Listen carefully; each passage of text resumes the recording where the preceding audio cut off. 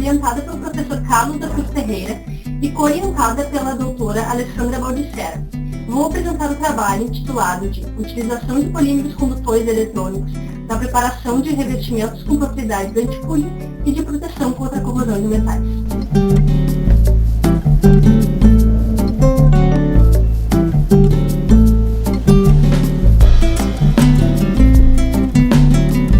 São os polímeros intrinsecamente condutores. Os materiais poliméricos normalmente são ótimos isolantes elétricos. Há, no entanto, uma classe especial de polímeros que são condutores elétricos, tendo hoje diversas aplicações tecnológicas. A pesquisa sobre polímeros condutores iniciou-se em 1973, quando foi observado que o polímero polinitrito de enxofre se torna supercondutor a baixas temperaturas. Os polímeros intrinsecamente condutores são aqueles que contêm ligações duplas conjugadas, ou seja, ligações simples e duplas alternadas. Este sistema confere ao polímero a possibilidade de ser oxidado ou reduzido através de seus elétrons π, tornando-se um íon polimérico. Entre algumas aplicações dos polímeros condutores estão o seu uso em sensores químicos, impressoras a jato de tinta, tintas antifúria e primers anticorrosivos e até na fabricação de órgãos humanos artificiais, como músculos. Entre os polímeros condutores mais conhecidos estão o poliacetileno, a polianilina, o polipirrol e o politiofeno. Neste trabalho, o monômero anilina sofre uma reação de oxidação para convertê-lo em seu polímero, a polianilina, que possui propriedades condutoras. Este polímero condutor é capaz de proteger o aço contra a corrosão através de um mecanismo de proteção anódica, que é a produção de uma camada de óxidos mistos de ferro de alto poder protetor, além de ser capaz de regenerar a camada de óxidos metálicos. A pane também possui uma excelente potencialidade para emprego em tintas antifúria contra organismos malignos. A polianilina apresenta resultados promissores devido ao baixo custo dos insumos, à facilidade de obtenção e à excelente estabilidade química em condições ambientais. O foco deste trabalho será, portanto, discutir o uso da polianilina, um tipo de polímero condutor, na síntese de revestimentos anticorrosivos e antifúria.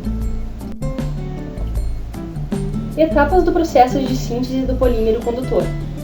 A pane ES, que é a pane dopada com HCl, foi preparada de acordo com o procedimento clássico. A reação de polimerização da anilina foi realizada a temperaturas de menos 5 graus Celsius durante 8 horas. Uma solução consistindo de um agente oxidante, que é o persulfato de amônio, em uma solução de HCl 1 molar, foi adicionada lentamente a uma segunda solução de HCl 1 molar, contendo o monômero, sob agitação constante. A pane ES foi obtida e filtrada e o pó verde obtido foi lavado com água destilada e finalmente seco em estufa a 60 graus Celsius por 24 horas. Outras formas da polianilina que podem ser produzidas a partir da pane ES. A pane EB, que é a pane desdopada, foi obtida após o tratamento da pane ES em uma solução de hidróxido de amônio em água. Após 24 horas sob agitação constante, a solução foi filtrada e o pó azul escuro foi lavado e seco em estufa. A dopagem da pane EB foi feita em uma solução aquosa de ácido dodecilbenzeno sulfônico, que é o DBSA, mantida a 40 graus Celsius sob agitação constante durante 24 horas. A pane dopada com DBSA foi filtrada, lavada com água destilada e acetona fria e o polímero obtido seco em estufa. Para a obtenção da polianilina sulfonada SPAN, a pane ES foi dispersa em 1,2 de cloroetano e aquecida até 80 graus. O ácido clorosulfônico foi diluído em dicloroetano e gotejado lentamente na solução contendo a pane. Após a reação, a polianilina clorosulfonada foi lavada, precipitada em acetona, filtrada sob vácuo e seca. Pigmentos utilizados nas tintas. Os pigmentos utilizados em laboratório para as tintas antifúria são basicamente o óxido cuproso, o dióxido de titânio, o piritionato de zinco, as diferentes formas da polianilina, dentre elas a forma dopada esmeraldina ES, a desdopada EB, a dopada com DBSA e a sulfonada SPAN. Os pigmentos utilizados nos primers foram o fosfato e cromato de zinco, a pane esmeraldina desdopada e sulfonada e cargas na forma de talco. Preparação geral das tintas. Os pigmentos da pane foram dispersos na resina e nos aditivos, usando um dispersor de Spermat N1 com um disco Coles acoplado a uma velocidade de 5.000 RPM durante 30 minutos. Após, esferas de zircônio foram adicionadas à mistura e fez-se a moagem dos pigmentos até alcançar uma boa dispersão. Durante a moagem, aumentou-se a velocidade do dispersor para aproximadamente 8.000 RPM para aumentar o atrito das esferas com a mistura. Solvente também foi adicionado durante esse processo. O tamanho das partículas avaliado com grindômetro permaneceu entre 6 e 7 Regman, isto é, 25 e 15 micrômetros. Por fim, fez-se a completagem da tinta, adicionando-se a resina e o solvente, até alcançar a viscosidade desejada. Preparação dos corpos de prova e aplicação das tintas. As tintas anti-fouling foram aplicadas sobre placas de aço laminado a frio, desengraxadas com chileno, utilizando o pincel. Os corpos de prova foram então acondicionados em local livre de poeiras até a completa secagem do revestimento. As tintas anticorrosivas foram aplicadas com auxílio de pincel sobre placas de aço laminado a frio, previamente desengraxadas, decapadas com ácido e fosfatizadas. Teste de aderência. O teste foi realizado para avaliar a interação entre o revestimento e o substrato. As amostras são cortadas até a base com 6 cortes cruzados em ângulo reto. Uma fita adesiva é aplicada e fortemente pressionada sobre os cortes. Em seguida, a fita é puxada e a avaliação dos resultados é feita segundo a classificação descrita na norma. Foram testadas todas as tintas anti-fouling preparadas no laboratório, o primer e a tinta anti-incrustante Intermarine, que é uma tinta comercial utilizada como referência.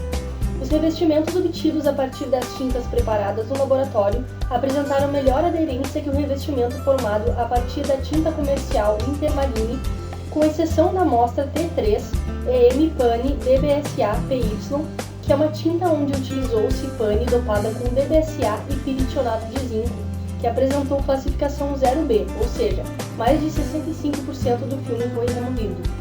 O primer apresentou uma classificação 5B, ou seja, nada do revestimento foi removido, indicando que a aderência do revestimento ao substrato é excelente. Foram testados todos os primers preparados e as placas receberam 2 demãos do primer anticorrosivo. Observou-se que a aderência desses revestimentos teve uma classificação em torno de 3B. Ensaio anti-fouling. As placas revestidas com as diferentes formulações foram imersas próximo ao mar entre o rio Tramandaí e a praia de Imbé para avaliar a incrustação de organismos marinhos. A salinidade neste local era de aproximadamente 2,5%. As placas foram fixadas em tábuas de madeira e imersas próximo ao mar, e após 54 dias de imersão, observou-se a incrustação de balanos em todas as placas. Também foi possível visualizar ferrugem em algumas placas, evidenciando o descascamento do revestimento. Somente a placa revestida com a tinta comercial Intermarine apresentou quantidade menor de cracas sobre o revestimento. Medidas eletroquímicas. A técnica de impedância eletroquímica tem como objetivo avaliar o poder de proteção contra a corrosão dos revestimentos obtidos a partir das tintas processadas no laboratório. Todos os experimentos eletroquímicos foram realizados em uma célula com 3 eletrodos. O eletrodo de trabalho consistiu em uma placa de aço revestida com uma película seca de tinta. O eletrodo de referência foi um eletrodo de calomelano saturado e um fio de platina foi usado como contra-eletrodo. As medidas de impedância foram realizadas utilizando o potenciostato EcoChemie modelo Automolab 30, o qual foi equipado com o software FRA, Frequency Response Analyzer. Os valores de impedância foram medidos em solução de NaCl 3,5%. Uma gaiola de Faraday foi utilizada durante as experiências. Diagramas de Nyquist. Através dos ensaios de impedância eletroquímica, obtivemos os diagramas de Nyquist, que representam o comportamento do filme de tinta em contato com a solução salina. A partir destes gráficos, é possível avaliar o comportamento da resistência do filme polimérico, que após a penetração da solução salina no revestimento, apresenta uma resistência de polarização mínima. Além disso, há a formação de um arco capacitivo. Conclusões.